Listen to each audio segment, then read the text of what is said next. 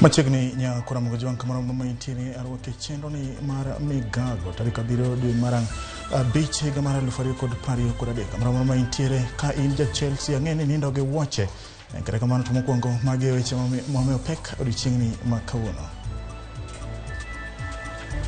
How can you tax a nation to prosperity? There is no example of a nation in the world that has taxed itself to prosperity. Jotelo mag kweth maketo sirikal tesre kod riwruoge jotich ma pacho kae medo kwedo paro mar medo osuru ne mwandu moko e pacho ka. Bipartisan team ambao wanataka kuleta amani wawache kuweka kwenda kwa vikwazo vingi. They should narrow down on important issues of bringing about peace. Jatend kotu Francis Atwoli okone kweth mar Azimio ni owe keto badho ne twak e kindgi gi sirikal. Piny owacho koro chako chenro mar jiwo pith mar pamba e kaunti ma Siaya. Machegni nya kora munga jwang nyalo tudri kodwa e namba mar 3:6 kata tuto marwa at Ramogi TVKE na et James Opondo sina. Machegni inga en James Opondo. Jod bura makwedo piny owacho oseo paro mar piny owacho nigo ewi meto mar osuru e pacho ka kokalo kuom paro mar chik matayo omenda ma pacho ka. Jod bura masaboti Kalibamisi owacho ni meto mar osuru e seche mathoth oganda jo Kenya winjo pek mar ngima ok en gino ma owinjore kata matena. Misi ne wuoyo e kar chung od bura masaboti e kinde mane oromo gi jopuonje madongo mag sikunde mopogore mane alworano kama ne okwayo jokanyo madhi twak e kinde Kenya Kwanza kod Azimio la Umoja One Kenya Alliance mondo mipek wach mar meto mar osuru. Sasa tunauliza, how can you tax a nation to prosperity? There is no example of a nation in the world that has taxed itself to prosperity. Ni kama kujiweka ndani ya bucket na kujiinua ukitumia handles za bucket. You can never tax a nation to prosperity. Na hiyo ni lazima serikali ijue. Solving the economic problems of Kenya is not by taxation. It is by building the economy. Angalia ile nguvu, invest in education, invest in research, invest in technology.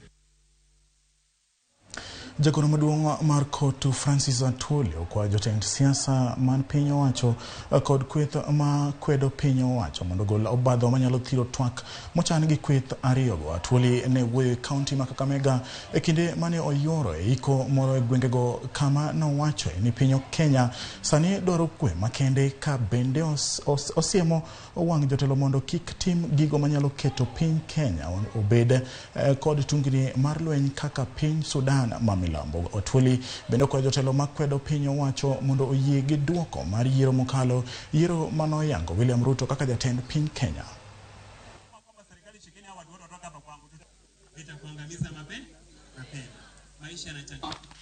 Tukitaka amani, tuache confrontation. Tuache mambo mingi. Na pia nataka kuapili kwa bipartisan team ambao wanataka kuleta amani. Wawache kuweka kwenda kwa vikwazo vingi. They should narrow down on important issues of bringing about peace. Na wamaliza haraka. Because wale investors, watu wa kuleta pesa, kutengeneza Mias Sugar Company and the rest, na mnajua president alikuwa huku, alitoa madeni kwa Mias Sugar Company, Nzoia, hizo zote factory tulikuwa nazo sukari, ametoa madeni. Na wale wanataka kuleta pesa wakijua iko fujo hapa Kenya, they will not bring money. So I want to appeal to this country to remain peaceful, kufanya kazi, tukijua iko serikali.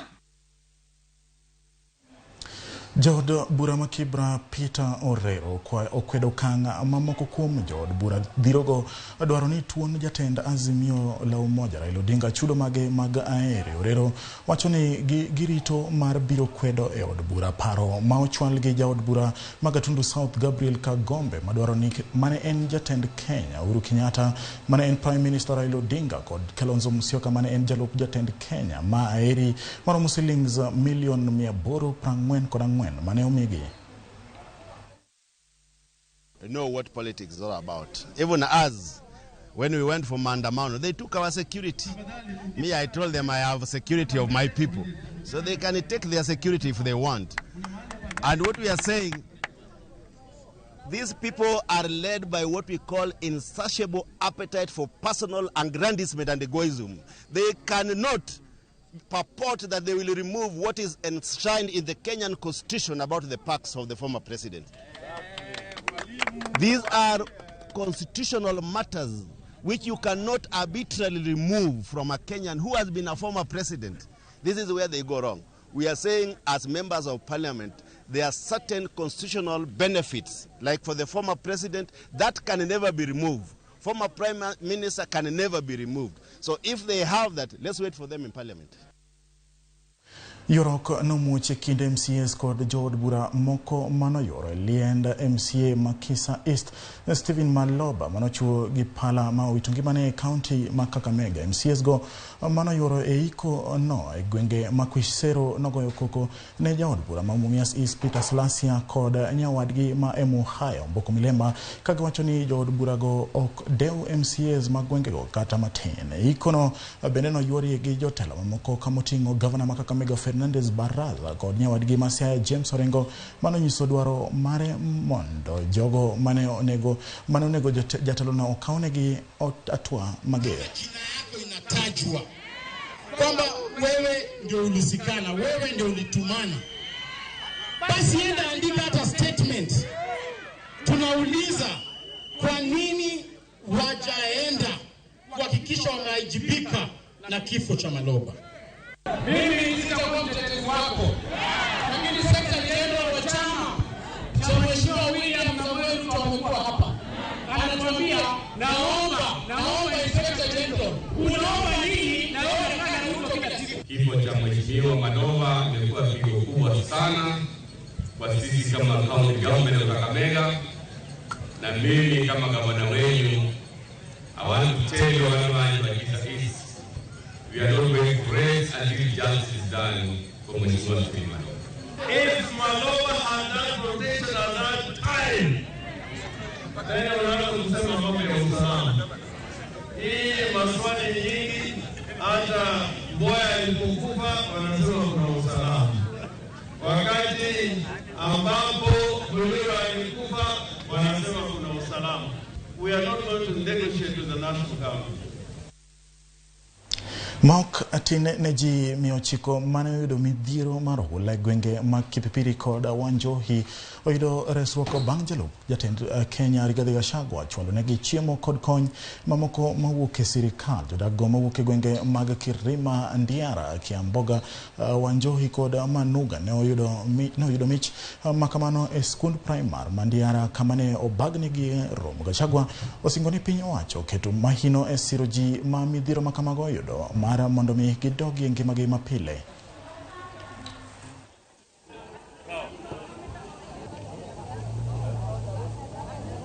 Njia kidogo, tusonge tu. Ni chakula kinapeanwa kwa familia ile ambao waliweza kupoteza mpendwa. Kwa vile mvua ilinyesha hapa, kukakuwa na snow, chakula yote ikafunikwa, hata ile ilikuwa kama nyumba ikaenda na maji, na kwa hivyo kama vile tunajua kuna shida ya maisha kwa wakati huu, tukalilia serikali tuweze kutupatia chakula, na kwa hivyo wametupea chakula mingi. Mnaona vile tumeletewa chakula mingi ili tupewe wananchi. Vile vile mvua iliweza kubomoa manyumba, ndio sababu tumeleta mabati ili waweze kurudisha maisha yao kama kawaida. Na sisi kama leaders wa Nyandarua tumeshikania ku ensure that hawa watu wamekuwa affected wote tumewaangalia, tutajenga hizo nyumba zao na tutawapatia chakula, na hata zile zimeharibika tutawapatia mahindi ndio wapande. Sasa tumesaidiwa na pesa na tutaweza kumsika vizuri kwa taadhima ya hali ya juu, na tumeshukuru sana. Mungu awabariki wale wote wametuunga mkono kutoka rais na hata huko chini wa viongozi wa serikali na pia wanakijiji na wote ambao wametupea usaidizi. Ka wadhi kaunti ma Siaya wero ni piny owacho osechako chenro mar jiwo pidho pamba e kaunti no ma Siaya kama jopur biro tiyo kanyakla kod kembe mag pamba mar neno ni ohala no omedo yuto ne jopur. Chenro no mabiro kawo chiegni shillings bilion 50 bende geto gwenge mamoko mayudore imbo mar Kenya kama kembe mag pamba mane osepodho ibiro chier mondo oyawne rawere thuolo mag tije. Tend kaunti ma Siaya osechako pogo koth pamba ne jopur e gwengego ma opogore kama jopurgo bende isingonegi kony kaka mag mbolea ka achiel gi yedhe mag kedo kod kudni manyalo ketho pamba. Pidho kamoyo eka achiel. Kila achiel kendo mar kodhi mar pamba pidho more than 1 acre. Koro komi kila achiel mar kodhi mar pamba 3,700. Osechiki ni kotingre malo ni imatin to yath migoye gin ma gichung'ie. Koro tiji en ni teko ni imagoli oko. Ni puothi rom nadi kitiyo matek machal nadi. Tiji en tiji loso puodho maber. Ki irango budget man go sani mama e budget na mokwongo akete wach pamba kanyo. Wach pamba makoro bro bedo pamba ewi pamba ewi ndalo mogene chone ji pidho ga pamba makicha iwuok ratado ka to gine stoche mag pamba nyaka Seranga konde gi tene nitie stoche mag pamba no kethre nikech ja pur pamba no ok yud pesa mowinjore. Koro pure to ok yud pesa mowinjore. Koro indi mane koro chulo ji. Koro kaka David owacho ni pamba mikawo e puodho kendo imiyi kaka ratil chalo nyalo miyi motisha mondo imed puro pamba no moloyo. Dwaro mar Kenya mar loso teko maler atamalo 100 medo yudo jip kokalo omenda maromo bilion 6 kowuok e piny mar Jerman ma idhi tim e kambi ma Olkaria madhi bedo maduong' pachoka kendo geno ni odhi rumo e dweche 28. Chancellor mar piny Jerman Olaf Scholz mane olimo kambino opoyo Kenya kuom cholo teko maler mowacho ni beche yot. Jatend migawo mar teko Davis Chichir omedo ni loso teko maler sani ni atamalo 92 ka igeno chopo atamalo 100 e higni matin mabiro. Have entered a climate and development partnership, support Kenya in reaching 100% renewable energy supplies, and also support the country's adaptation to climate change.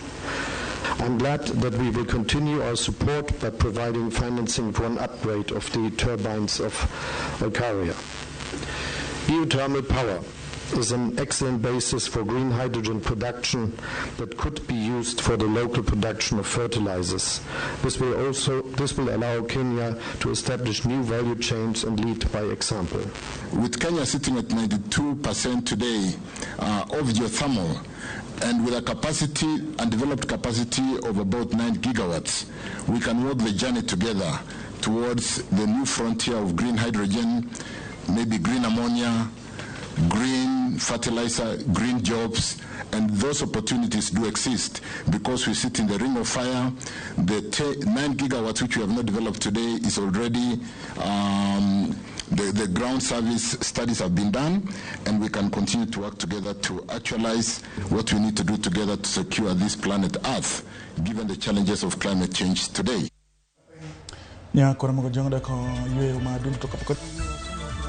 Atuli obed mos jotich ywak senyo jo simio to piny pek mano kosa chanda ka wuok Sangla bina neno kacha Junior Combat wuod Nyakindo kantiere Woyoma Katwenga wacho neno Migago e yorno makare kendo Ramogi TV choponegi e yorno maler. Ramogi TV an Sharon Obonyo mar Kanyado to winji maber gi jaduong' Obonyo Nyawade ka benda neno kacha Moro Vincent mano ja Chelsea wacho ni nyoro negi nindo ge Weche bang' Chelsea rodho club mar Bournemouth gondi 3-1. Omena wang'e tek mano be ja Chelsea ka bende neno kacha Godfrey Zeko andika mano fan 001 bendo wacho ni Chelsea omore odiochieng' manyoro kata kamano gibiro no kama gitieke ka season bro rumo. Nyakora mgo jongwa ka ywe madundo ka dogo to pod wan kod weche mathoth.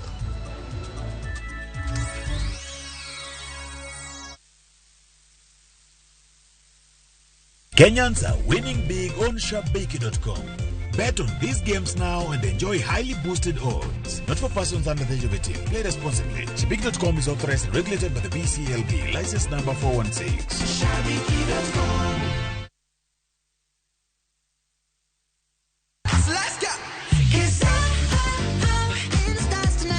Ngeso kangeso encheng morne nyithindo.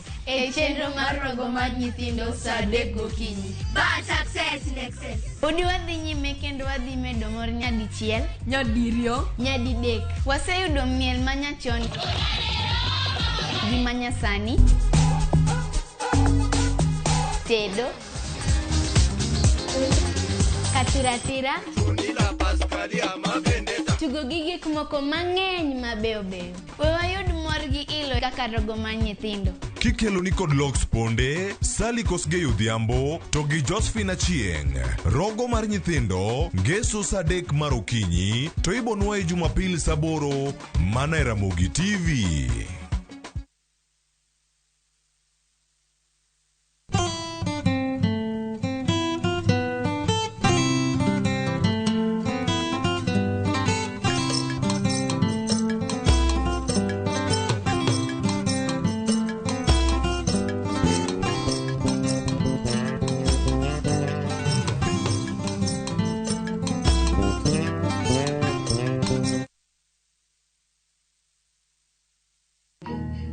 Chir ok ng'ur seche te. Ntie seche moko ma chir biro kuom wuoyo gi duol mamuol. To seche moko chir en duol mamuol mamiyi bedo gi geno mar temo kendo kinyne. Par niya, onge gima ber mabiro mayot. Kik ibed kod rapim mar tembe mikale kalure gi rem ma in go.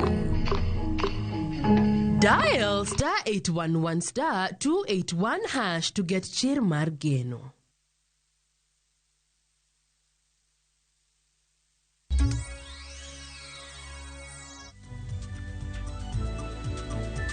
Machiegni kendo nia Ramogi. Jokanyo e duond bura mar UDA kar chung' od bura ma Malava, kaunti ma Kakamega, koro dwaro ni kuku mar tend duond bura no chan yiero mag jotelo mochung'ne duond bura no e kor gwenge. Kane giwuoyo Malava kotelnegi gi Evans Luta kaachiel gi Sheila Isie, ne gikwedo jotelo ma sani omako duond bura no misiro gi Senator Boni Halwale ka giwacho ni ne ok gibedo gi lalruok. Gimedo wacho ni Halwale osebedo ka keto gi tenge weche mag tayo duond bura no.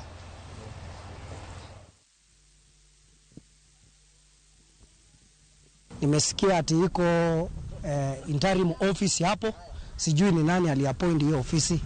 Ninaomba watu kama wanataka uongozi wa hiyo ofisi wakuje waitishe election mwezi wa 8, wajitoze kinyang'anyironi. Hiyo election tunataka gender balance, tunataka regional balance, tunataka aged, wale wazee ambao wanaweza kuadvise hiyo ofisi. Ofisi iwezi kuwa na viongozi kutoka township peke yake. Tunataka utoke kwa mambo ya uchaguzi wa chama cha UDA hapa Malava. And to the leadership and to those purporting to be leaders, the UDA leadership in Malava. Tunawajua na tunawajua kwa majina na tunajua ukora. Sisi hatutaki ukora. Tunajua ubinafsi wenu. I promise you, sisi tuko tayari. We are making UDA even stronger.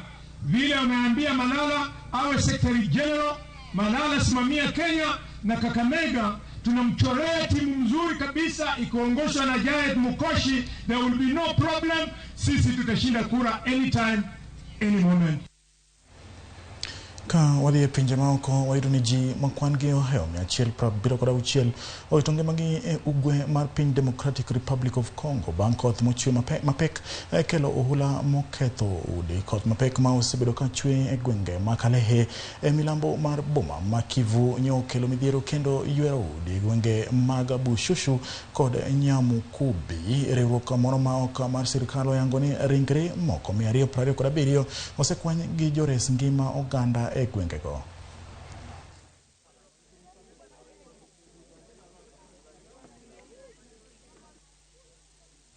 Jotend migepe Musalia Mudavadi opwoyo okang' mar jotelo mawuok e alwora ma ugwe mar Afrika kuom jiwo kwe e piny Democratic Republic of Congo. Mudavadi ma oloso e piny Burundi e nyasi mar lalruok ewi ber mar kelo kwe okoni dwaro nitie mar medo jiwo kwe kendo kelo lwasi maber mar siasa manyalo neno ni kwe omedo bedo e pinje ma osebedo gi tulo. Jatend Kenya machon Uhuru Kenyatta bende ne oyuoro e nyasi no. Jagoro maduong' mar riwruog pinje UN Antonio Guterres bende omedo jiwo kwe e pinje mag Afrika ka osingo ni UN pod biro medo siro chenro mag thiro tulo. We have seen that there is aggression. I'm going to cite here the Republic of Rwanda under the cover of the terrorist group M23 that they have taken the liberty to invade the province of North Kivu in the Democratic Republic of Congo. And this comes to violate the agreement. I also call on political and community leaders to end hate speech. All concerned parties have to implement the decisions reached through the various processes, Luanda and Nairobi processes. Only sustained and sincere dialogue will enable us to make lasting compromises. Familia moro mawuok Komenya Raba e kaunti ma Siaya dwaro kony mar chopo gwenge ma Malindi mar yudo ndach nyargi mane olal to ne lemo e kanisa Paul Mackenzie. Anyuolano ywak ni sa yombo gi kalore ni nonro mag ringre dhi mbele to pok gichopo Malindi. Awino kod Jacob Omondi gin jonyuol Linda Adhiambo ma jegni 24 manolal higa mokalo kano wuok dalagi Alego kochomo boma ma Nairobi to no yudore gi ng'ato mokende kuro ne gi dak Tasia. Kuro Tasia kono ema no yude e kanisa mar Pastor Mackenzie no. Mong'isa ni Pastor Mackenzie no e jatende mar kanisa. Mano biro ka mobiro gono riti mokawo nyaka nyathine mane an go maduong'. Giwacho ni ne gikawo wachne mayote kinde no nyaka chieng' mane ochak yud ringre ji e bungo ma Shakahola. No kawo ga gigo kaka gima lich ahinya nikech nang'e ni chieng' moro noduog. Eno ka tek na kendo nanno ka lit na nikech ka en tuweyo kata et lemo to ng'ama duong'ie malemo ga nikech nyathi to en ng'at ma janyuol ne moting'o yien. Koro ne beto ka lit na to nyithindo matindo donge nyithindo gi dhi hinyre nikech nyathi en ng'ama kochopo kinde ka kinde to dwaro chiemo. Min gi medo ni Linda ne otelo dhi gi nyathine kata kamano nodwoke bang' kinde moko. Koro wach ma no otimore na malich ahinya. Okawo oro na message isim. Ni mama an koro kendo kikichak iluonga ni nyathini. An bende okana luongi ni mama na kendo. Nyathina ma in kodono kihero kawo mondo bed nyathini ikawo to kihero wito tiwit okana chaka los kodi kendo be okani chak inena kendo. To weche go duto ne litna mapimo kata ni jowadwa moko to ne gitemo hoya ni mago gin weche nyithindo masani werigo obiro duoga. Aber ka gid kai kata ka chandora kodgi taneno gi e wang'a ber moloyo. Kuro gin mabor kuro kang'e kata gi ngima kata gi setho. Gidwaro duoko kaponi nyargi ne otho kendo ringre ne en achiel kuom mago mosekuny e bungu ma Shakahola kata pod ngima. Adwaga ni sirikal otemna ang'eyo ka nyathina no nigatie kosegi ni jok manotho ka. To mondo ayud kata ng'at ma dikonya ayud kata transport mabende sama ji dhi Malindi. Abenda adhiye kata kitimo DNA. To kawi remba mondo pimie kuom jok ma igolo kama othogo. Kiwacho ni Malindi kure ma kodhi to nyalo dhi ka Red Cross to penjo ka nyathino nitie kata ka onge. To yo madochop go kurema wakwayo sirkal mondo konywa, yo madoyud go pesa bochop mondo dhi omany nyathino. Midhiero mar oula medo himo jodak e alwora ma Kisumu e gwenge ma ofunyo Jerusalem. Jodak nigi luoro ni kech ochomogi kaluwore ni oula oyweyo puothegi. Luoro machielo en ni tuoche mag pi nyalo muoch nikech chope osienyore kendo taka mol kod pi oula. James Okoth miwa lipot ewi midhiero mar oula ma omuono jodak dhi nyime kod chenrogi ma pile. Gweng' ma Kano Kolwa ofunyo Jerusalem e kaunti ma Kisumu. Koth mang'eny omiyo aora mahenya oyiech ma omonjo mier. Laro chalo nam. Dierot olokore yawo. Omiyo jodak chiew ka gituomo pi oula kendo gipuko mar reso mwandugi. En tich mamondo gi nindo kendo mono gitimo tijegi mamoko ka piny oru. Wach mar pigni osebiro ka chandowa pile pile. Sani koro chiegni higni 30. Higa ka higa sasa ma koth chwe to manya baro to pi donjo. Iwache ni ati nitiere daora kaka ma ikologa kuoyo. Koro bugni dong. Bugni madongo kosedong to koro pi kosedonje bugni go to overlap to koro bire mieche. Pi oula onyoro jodak. Mwandugi omudho pi. Kar bet onge. Kar nindo ng'ich. Kendo bende osim. Owito na sende. Giga be odhi e pi nyaka barangede ga. Sugurieche ga bodhi, kombe na bodhi. Puothe na bolutore pite. Udi moko oleng'ore, ka moko pi otucho kendo njao kod pi oula. Gike okethore iye ka, sani onge kaka otedi gimoro amora oumore. Koro kwayonwa maduong' ne oyude ot manyien. Kech odni bedo osebam, osekethore, mutuch. Kony madwaro gerna uru ot. Gima jodak ochung' e pi. Achiedh nade omakogi kaluwore ni pi oula oloro yore mag manyo kony. Moko kuomgi temo idho tiende nyamburko eka gires tiendegi kuom pi ma odagi sudo wenegi thuolo. To kaka iwuok ka mondo idhi excavation center onge nikech yo onge. Makata ng'ato tuo sani kaka tero hospital bedo problem. Kech ochomo jodak. Kar ng'weto onge nikech koth oyweyo puothe kendo ketho cham. Oula omuko nyaka olembe ma pi owiyo. Joma wuotho karango chal mar puothegi nyaka rwakre mar yoro pi oula ka gisirore kod ludhe wira ni kik gikier kata gimoke chuodho. En wuoth ming'wane lewni. Ka kidi ochwanyi to abal moriere kaluwore ni nam oloro mier. Nyithindo ong'awo wuoch. Tugo obare. Gibet e wi pi ka gihum ni biro chalo nade ka sikunde oyaw. Kata nyithindo miyore ot ka ot nyaka yor pi. En midhiero momako jamni. Gweno dhi. Nikech en gima nyo biro apoya mok inyal ng'e ni gweno ni kanye. Koro iringari kaka imanyo kaka dikonyri. Gwen modong' pacho kudore. Ohula omayo gi thuolo mar goyo kut e lum. Kata diek odiwo. Ohula orocho kwath. Pi ohula oketho kuonde dak nyaka ne lee mag bunge. Moko mong'ere kod keyo kwiri kaka thuol yudore kama rach ka jodak ofwenyogi. Chope sienyore kendo pi oula ywayo nyaka taka e udi.